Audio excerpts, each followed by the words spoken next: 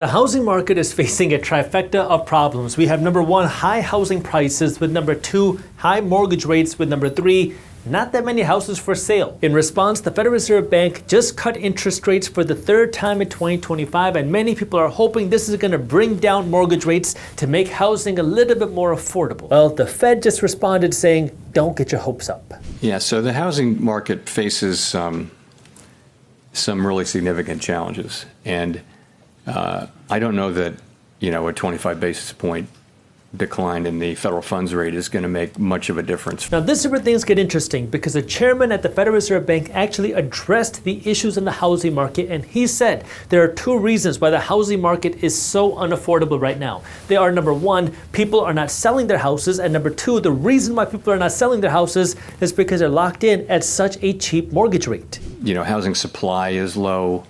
Many people have very, very low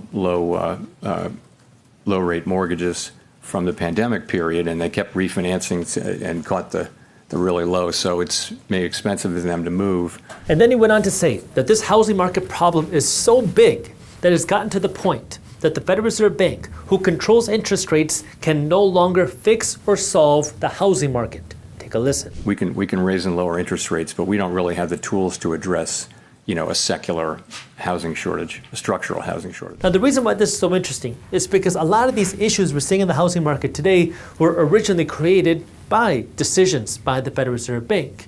And then on the other hand, now the Fed and the government are working to fix the problems in the housing market that were originally created by the Fed.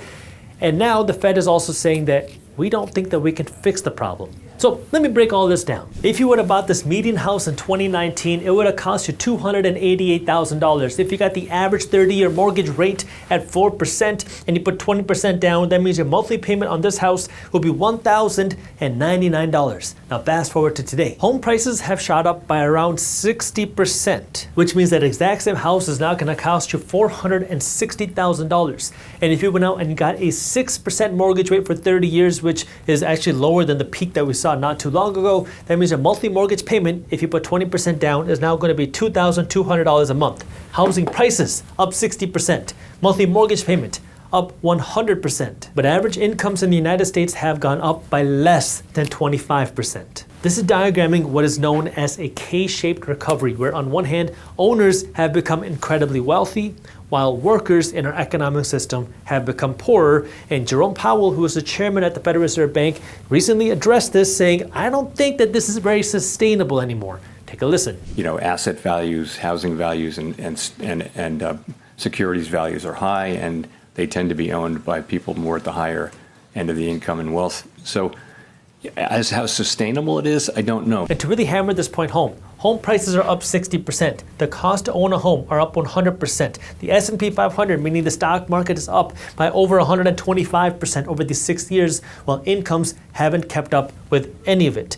This is why, again, it is so important for you to be an investor, because our economic system is designed to reward investors, and this trend is not slowing down. This is why, again, I put together a free investing masterclass where I walk you through how you get started as an investor and find hidden investment opportunities before everybody else. I'll even show you the exact framework that my analysts at Market Briefs Pro use to research investment opportunities before they hit the headlines. It's a completely free masterclass. There's a ton of value in it, and when you register, you're also going to get access to Market Briefs, which is my newsletter for investors, completely free. So if you want to get the investing masterclass and Market Briefs all for free, all you have to do is register, and I have the link for you down in the description below. So this is the problem that we have right now. And the Fed is no longer implying, they're saying that we can't fix this problem. But how do we get to this problem in the first place? Well, let's go back in time to what happened between 2019 and 2025, because in 2020, when the pandemic hit, one of the first things that the Fed did was they cut interest rates all the way down to zero, and this brought down mortgage rates to the lowest levels that we have seen in history. And that was when everybody and their moms literally wanted to go out and buy a house. And so now we had this huge flood of buyers for houses, but not that many houses for sale. I mean, construction stopped during the pandemic, and people were scared to sell their houses. So there weren't that many houses for sale. Everybody wants to buy a house, and now you have bidding wars. And now people are fighting with money to buy houses. And so people were now paying hundreds of thousands of dollars over asking price to buy any house that they could without a contingency. Now, if you're a visual person, take a look at this. Right here, this is where the Federal Reserve Bank cut interest rates down to zero, and you can see home prices shoot up at the fastest rates that we have ever seen in recorded history as soon as that happened. Now, to project what's going to happen in 2026 and beyond, you have to understand what moves housing prices and really any asset price, and it's supply and demand. When you have more buyers than sellers for an asset, that asset price goes up. Housing prices go up. When you have more sellers than buyers, now the sellers have to fight against each other. How do you do that? By cutting prices. So when you have more sellers than buyers, that pulls housing prices lower. So we have to understand the three factors that are going to influence supply and demand to get an idea where the housing market can go. They're number one, the economy. Number two, inventory of houses for sale. And number three, mortgage rates. Starting with the economy, this goes hand in hand, not just with housing prices, but with people's demand to buy a house. Because you might think that if housing prices are really high, no one's going to buy a house, which is not true. People will buy a house if they can afford it or if they can qualify for it and if they feel like the economy can support it. Because even through 2024, when housing prices were breaking record highs, people were buying houses like crazy. Why? Because people felt that the housing market's going to keep going up. Because people felt like the job was secure and because they were getting qualified for the loan. Just because you can't afford it doesn't mean people will not buy it. Unfortunately, this is a reality in the United States that people want to buy things that they can't have and they probably shouldn't be trying to afford.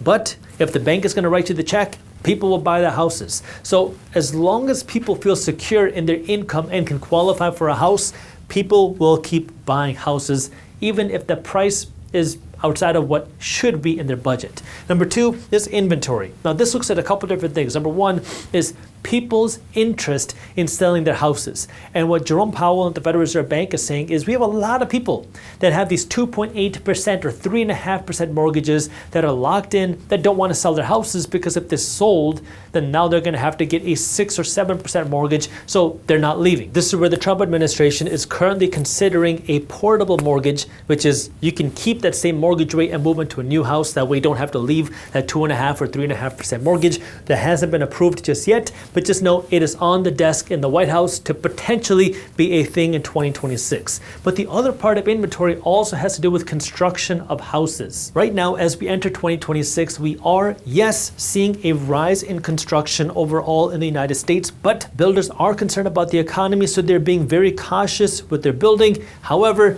this is where the Trump administration is also putting pressure on builders saying, hey, how about you build more houses? Now, how much can that pressure by the president actually force builders to build more houses? I don't know, but this is what we're seeing right now, where a lot of homeowners don't want to sell because they don't want to lose their mortgages, and the Trump administration may work to pass a portable mortgage to make it easier and more interesting for people to want to sell their houses. On the construction side, we are seeing more construction today than previously, but we're seeing more pressure by the Trump administration to say, hey, build even more housing. What is that going to do? We don't know. But builders are concerned that if we start building houses and we see a recession in 2026 or 2027 or 2028, are we going to lose money on these things that we're building? So that's the dynamic that we're seeing at the moment. And then we have to take a look at mortgage rates, because right now mortgage rates are still pretty high. I mean, 6% mortgage rates are a lot higher than we were 6 years ago. Now, to put it in perspective, 6% mortgage rates historically are very low because there was a time where we saw 15, 18% mortgage rates. But over the last decade, yes, 6% mortgage rates are very high. And this is where we could be seeing a lot of changes when it comes to mortgage rates come 2026. Remember how I said a minute ago that Jerome Powell is the chairman at the Federal Reserve Bank? Well, his term is expiring in 2026, and President Trump has made it very clear that he wants to replace Jerome Powell with somebody else who is going to be much more interested in cutting interest rates aggressively. Now, this interest rate set by the Federal Reserve Bank doesn't directly cause your mortgage rate to go down because they're two different things, but it can indirectly cause your mortgage rate to go down because this interest rate set by the Federal Reserve Bank makes it cheaper for your bank to borrow money. And if your bank can borrow money at a cheaper interest rate, well, then they can lend you that same money at a lower interest rate. So, if Jerome Powell is replaced by somebody who wants to aggressively cut interest rates in 2026, like President Trump says he wants to do, we'll see what actually happens, that could mean lower mortgage rates will come then. Again, it's all speculation, but these things can have an impact on supply and demand, because if mortgage rates go down, that can impact both supply and demand. If we saw, hypothetically, a 4% mortgage rate, what do you think is going to happen? a lot of people are going to wake up and say, maybe I should start house shopping again because now my mortgage payments are going to go down.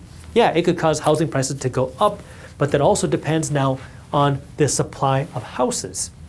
Because if you're sitting in a house, and let's just say this portable mortgage thing doesn't happen, and you have a 3.5% mortgage, and now you find out if you move, you don't have to get a 6% mortgage, you could just jump up to a 4% mortgage.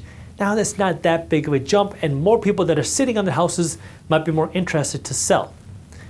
And this is where you have to balance out these factors to kind of anticipate where the housing market is going to go. Is the economy going to continue to feel strong? Because we've been hearing a lot of rattling in the economy. Some people are scared. Some people say the economy is booming. A lot of concerns. There's a lot of questions about inventory. What is going to happen with people wanting to sell their houses? What's going to happen with construction? Are we going to see more incentives for builders to go out and build houses? Then when it comes to mortgage rates, who is going to actually lead the Federal Reserve Bank, and what is that going to do for interest rates and mortgage rates in the United States?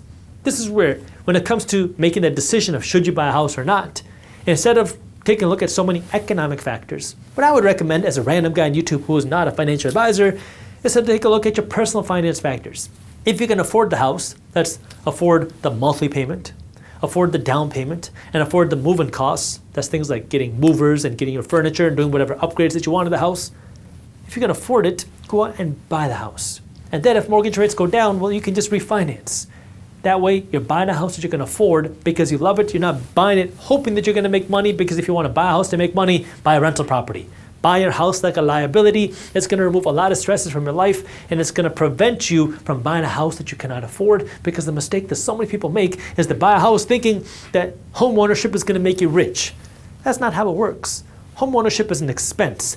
Maybe it'll make you money, but you won't know that for years down the line. Then you have to sell the house that you live in to actually make any money. Treat your house like a liability. Have money to invest outside of your house. And now when you do that, you have the recipe to actually build wealth. So a lot of changes coming in the housing market. We know that the Federal Reserve Bank is now admitting that the housing market problems are pretty big. The Fed can't solve the housing market problem. The housing prices are going to be determined by supply and demand.